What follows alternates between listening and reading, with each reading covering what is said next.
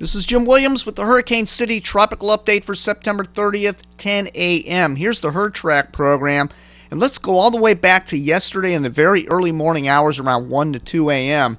And we had tropical depression near the Isle of Youth. See the little red circle right here? Let's go ahead and put it in motion and see what happened throughout the morning yesterday as the system approached Havana, Cuba. Came within 48 nautical miles of Havana, but it was a tropical depression at that time. It's important to note because it will not be listed in the Hurricane City database as a hit from Nicole in Havana, as it was a tropical depression. Started to emerge in the Florida Straits, backed up over land. They relocated the center over Cuba, and then right away, right when it got near Cienfuegos, they went ahead and upgraded this to tropical storm status, as it came within 23 nautical miles of Cienfuegos with 40-mile-an-hour winds. So that will be considered a direct hit from Tropical Storm Nicole, Cienfuegos, Cuba, on the south coast.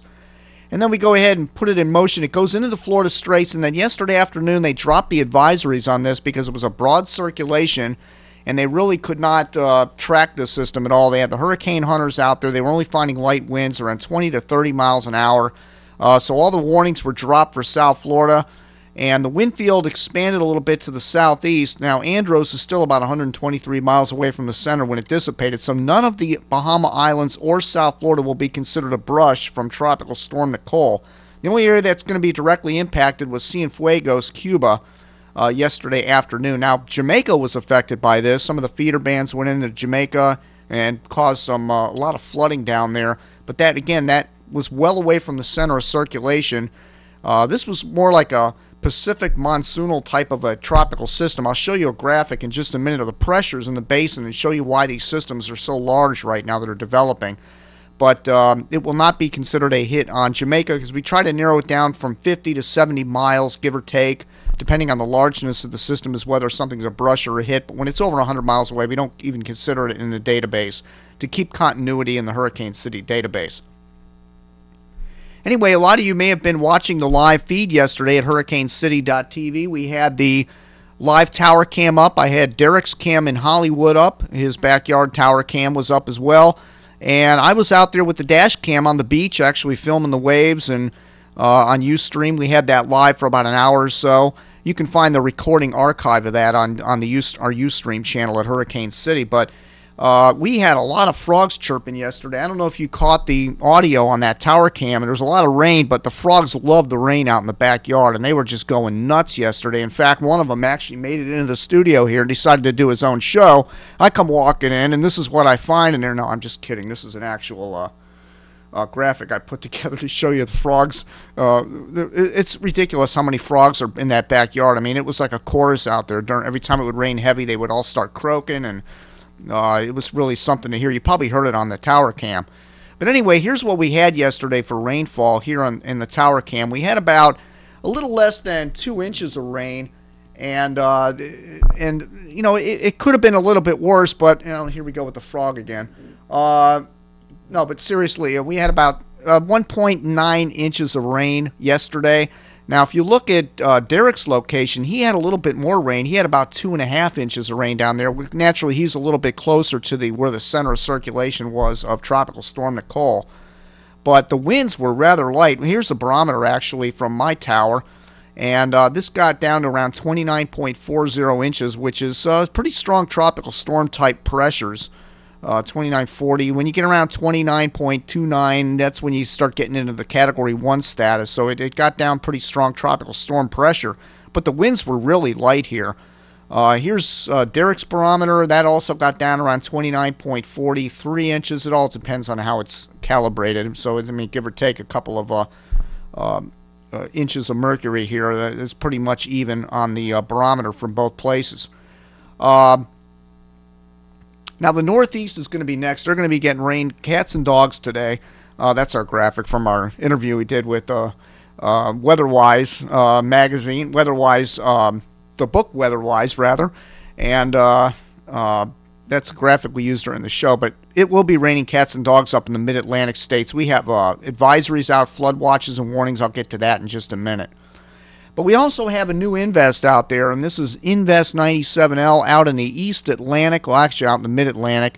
And it's kind of, if you look at a satellite, it looks like it's more or less over in here somewhere, but they're starting it out in here because it's a big, broad area of low pressure. And again, I mentioned the low pressures in the basin as to why these systems are so large right now. But this is cruising off to the west. Here's the early model runs on this, generally west-northwest, north of Puerto Rico. Now, just to give you a rundown of what the models are saying, the Euro takes it right down here and then turns it north and out into the open Atlantic. The other models, the Canadian as well, takes it up like this. The GFS and the other models are kind of washing it out over here. They really don't do much with it because there's a lot of wind shear out there. So we'll keep an eye on this, but there's quite a bit of wind shear, and I wouldn't expect much out of this in the long run. But it will be something maybe next week, middle of next week, when it approaches the Bahamas, we'll have something to watch out there. Maybe conditions will become more favorable. All right, here is the upper level wind shear, current wind shear in the Atlantic, and we have about 20 knots of shear all through here, right just north of the intertropical convergence zone, and this is where our system is heading right into this wall of wind shear, so it's probably not going to do very much due to all this shear out here. This is a big, gigantic cutoff low. I'll show you a water vapor loop in just a minute.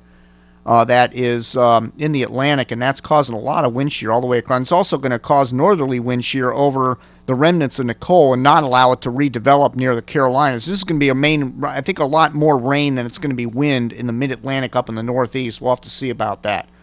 Now, if we go out 48 hours, look what happens. The shear increases even more, and the big wall of shear increases, and it really increases on the eastern seaboard. So, and of course, this system would be extratropical at that time, the remnants of Nicole, and be up in the northeast. But this is going to be a huge rainmaker up in the mid-Atlantic and northeast. There is flash flood warnings out. I'll show you the graphic in a minute.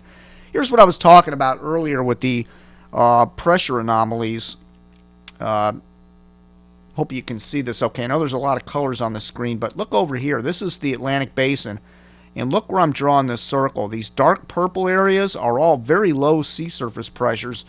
And generally, when you get very low sea surface pressures, you get very large systems. We talked about that potential at the beginning of the hurricane season of systems that not only can get powerful, but they can get very large and stretch out over, hundreds of miles. And that's what we had with this system, Nicole. We had a very large, stretched out system like you see in the Pacific. So areas that were affected were very far away from where the center of circulation was.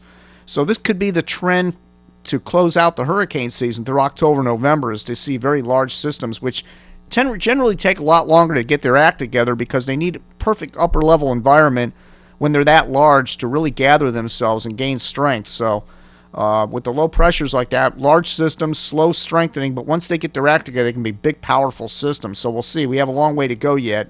We should see quite a few more storms form here. All right, here's our system, 97L. And notice, as speaking of large, here we go. Look at the largeness of this system. This is stretching out several hundred miles from east to west. So this is a very large circulation, and that's why it's going to take a while to get organized. And also, they got the wind shear up here, so I don't hold out much hope for development on this system. We'll see. We'll just see it track northwest, and maybe it'll develop, maybe it won't. We have a long time to watch it. All right, let's go ahead and talk about the National Weather Service advisories. These are from Wakefield National Weather Service office to include Norfolk, Virginia Beach, and all up in here. All these dark maroon-colored areas are all flash flood warnings. Talked to Bill yesterday. He's got a lot of flooding in his neighborhood. Now, he's going to be out and about today with his webcam on hurricanecity.tv, so check that out. He'll be live near the beaches, or at the very least around his neighborhood, checking out the flooding. And you'll be able to see that on hurricanecity.tv later on today. Here's the water vapor loop. We'll close it out with that. And we have that big cutoff upper level low out here. And look at this thing swirling. This is causing all kinds of wind shear over the Atlantic Basin. Here comes Nicole right up the coast. And this big blob of convection still has to move into the Carolinas. They've had a ton of rain in Wilmington, all up here near Virginia Beach, and up near Washington, D.C. They've had a ton of rain, so this is going to be a bad day up there. They're going to get a lot of rain and a lot of flooding. We'll keep a close eye on that. Our current feature is going to shift to Norfolk, Virginia, where you can get all the localized information. We generally don't track systems unless they're tropical, but this is such a big rainmaker, we decided to go ahead and feature Norfolk, which should be the epicenter of the heavy rain today up in the mid-Atlantic states. And again, here is 97L down here, and that's going to track northwest. It'll probably get sheared by this upper level low. So that's about it for now. We'll be back with an update in another day or two on the tropics. We'll see what's happening out there and keep track of 97L. For the latest on the flooding in the Mid-Atlantic, visit hurricanecity.com. With all the cams, we'll have Norfolk featured. That's it for now. Thank you again for visiting Hurricane City.